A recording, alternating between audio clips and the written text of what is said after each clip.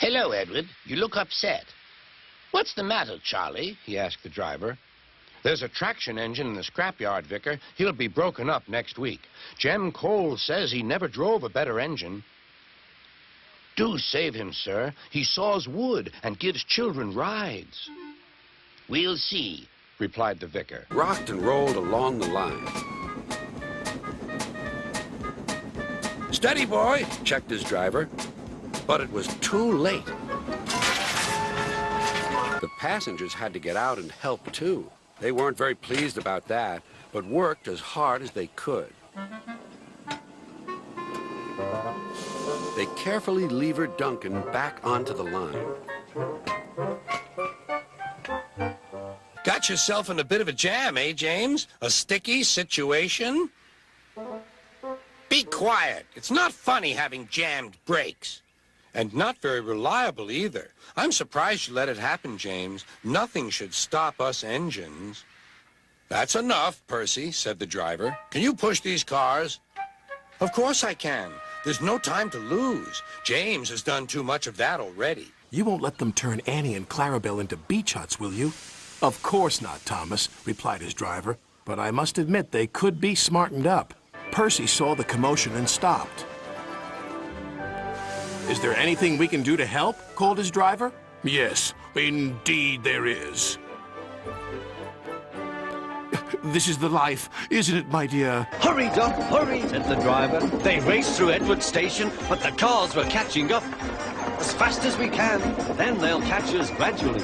The driver was gaining control. Another clear mile and we'll do it. Thomas didn't believe in your ghost, said Percy next morning. His driver laughed. Neither do I. It was only a pretend ghost story. Percy was disappointed. Percy's driver explained what had happened.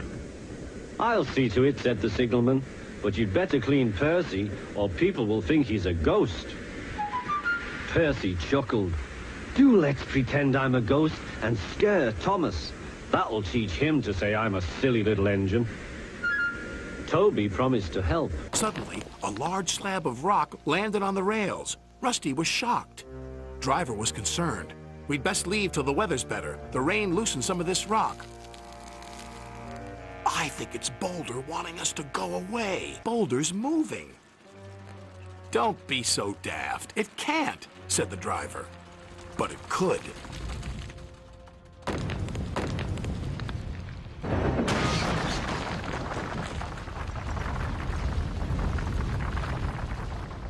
Better a smash than a squash, sighed his driver. Something thudded onto Percy's boiler.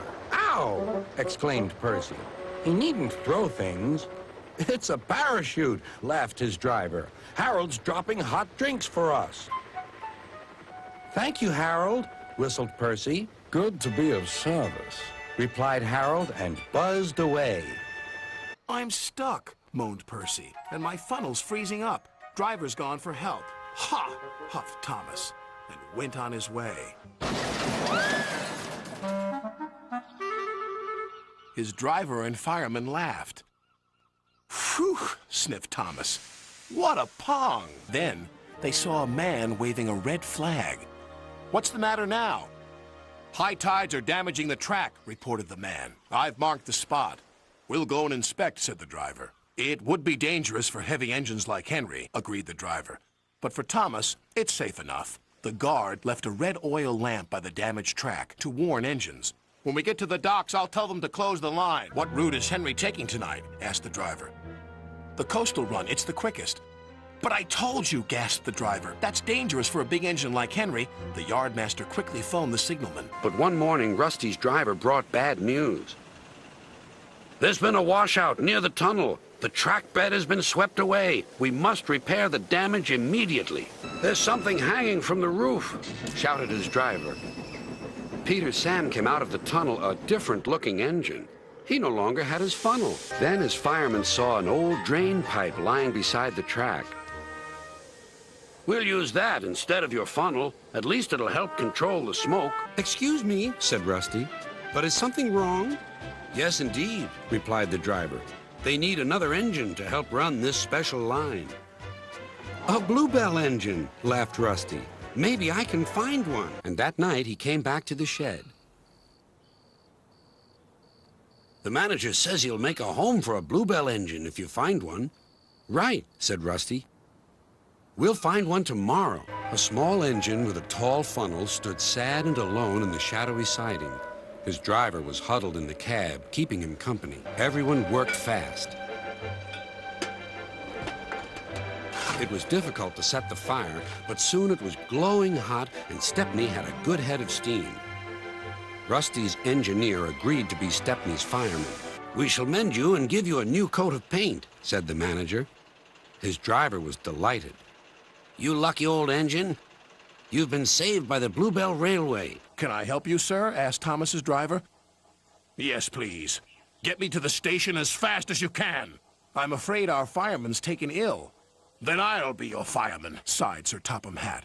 Thomas was excited. What's the matter? James asked his driver. The brakes are on. Leak in the pipe, most likely. You've banged the coaches enough to make a leak in anything. How shall we mend it? Said the conductor. We'll do it with newspaper and a leather bootlace, replied the driver. Well, where is the bootlace coming from? Asked the conductor. Ask the passengers, said the driver. The driver tied a pad of newspaper tightly round the hole in the brake pipe, and James was able to pull the train. But he was still unhappy, and he grew sick, too. I just can't get up to speed, he moaned. It's time for your visit to the works. Your pipes are clogged, said the fireman. Gordon was happy when it was time to leave. Now you can really enjoy your run as long as your pipes will let you, said his driver. His driver and fireman inspected him. Something's broken inside you, Gordon, said his fireman. Now you really will have to go to the works. That's what I need, exclaimed Gordon. There, emerging out of the sheds, were two shiny tenders. Now, if I had two tenders, said Gordon, I wouldn't need to stop so often, and I wouldn't have to listen to silly little engines. Those tenders belong to a visitor, replied his driver. The snowplow was heavy and uncomfortable and made Thomas cross. He shook it and he banged it, and when they got back, it was so damaged that the driver had to take it off.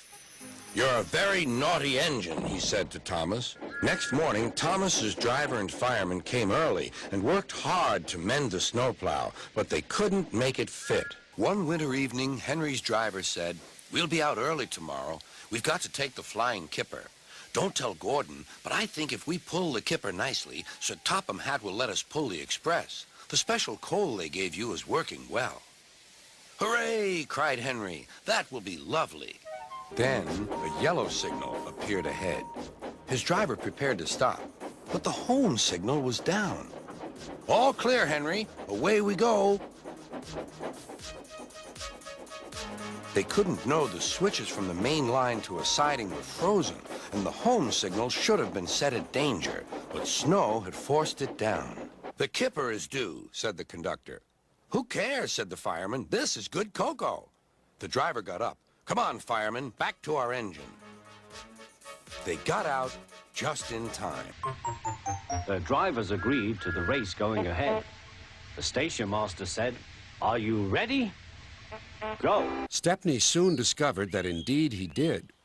Do you know, Stepney, I feel just the same way. That evening he had exciting news. Guess what, Stepney? Sir Topham Hatt has invited us to visit the other engines on his railway. Manager agreed. It'll be a really long run to get there. Oh, thank you, sighed Stepney. Thomas was impatient. Why are we waiting? My passengers are being delayed. Sorry, Thomas, said his driver. We're being shunted to allow another train to pass. Everyone was pleased with Skarloey, but he was still worried. Old engines can't pull trains like the young ones can. They can if they're mended, Old Faithful, smiled his driver. And that's what's going to happen to you. You deserve it.